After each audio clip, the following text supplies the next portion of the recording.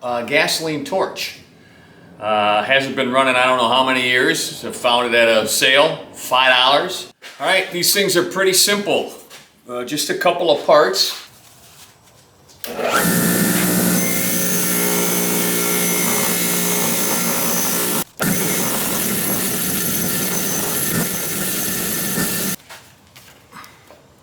Okay, so that's the little parts. Now we're gonna go after this big guy.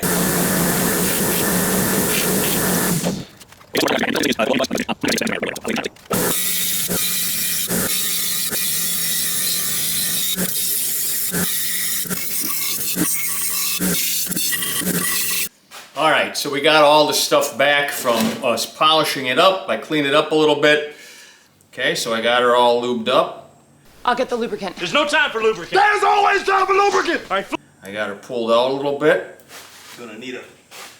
Same thing here, NPT threads. This guy has no nut on him, so I gotta use my vice grip.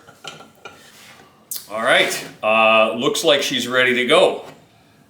I can fill her with gas, pump her up, and see if she works. Keep your fingers crossed.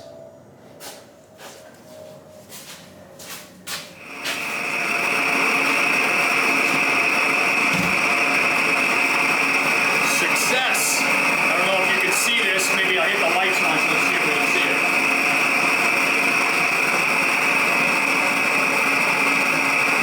That's a little better. Sounds like a jet engine. Okay, so kind of an after action report. I couldn't be happier. Everything works well. It looks great. I do have a question for you guys though. What do you think? Should I let this go? And as you can see up here, because it got so hot, it patinaed. Now, I do plan on using this. Okay, when you need more heat than a propane torch can give you, this will give you the heat. But should I maybe clear coat this, the brass tank down here to keep it, or let it form a nice patina?